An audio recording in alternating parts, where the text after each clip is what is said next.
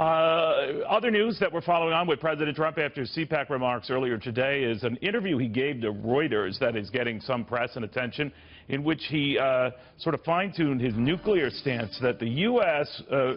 Goal is to have a nuclear arsenal at the top of the pack. What got the attention is to say that I am the first one that would like to see, referring to leaders, nobody have nukes, but we're never going to fall behind any country, even if it's a friendly country. We're never going to fall behind on nuclear power. He expanded on those remarks just a short time ago. Take a look.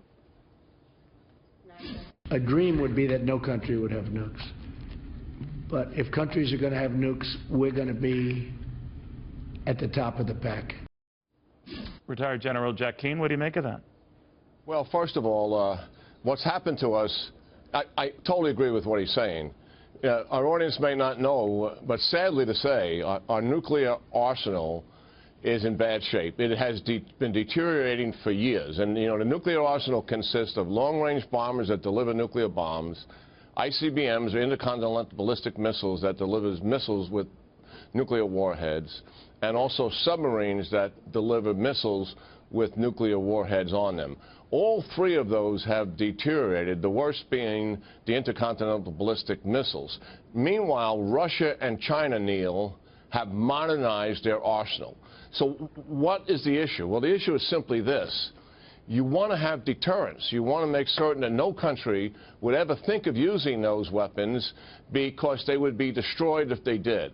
And we don't want to ever be in a weakened position, which we are now, permitting this nuclear arsenal fleet to deteriorate. So we've got to get it modernized so it continues to be a credible deterrent. What does that mean, General, when you want to modernize it? Because at first blush, people hear that and say, we've got enough nukes, so there's no shortage of stuff that can blow up the world many times over. So what are we talking about here?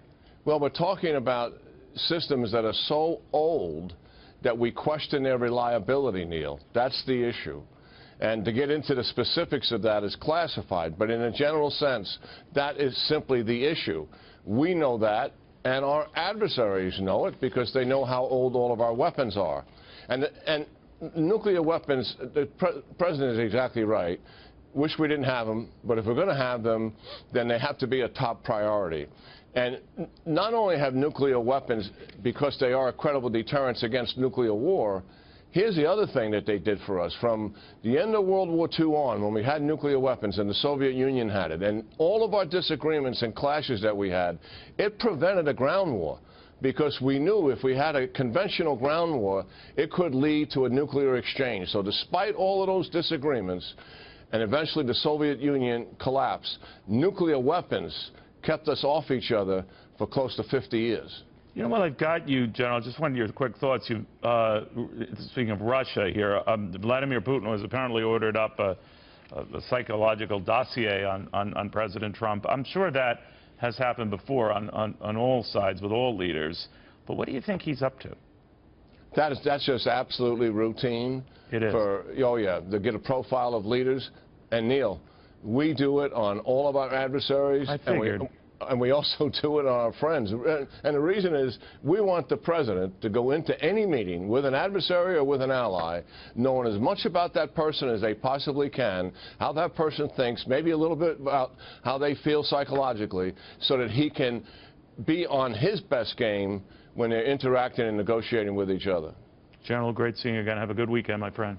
Yeah, you too, Neil.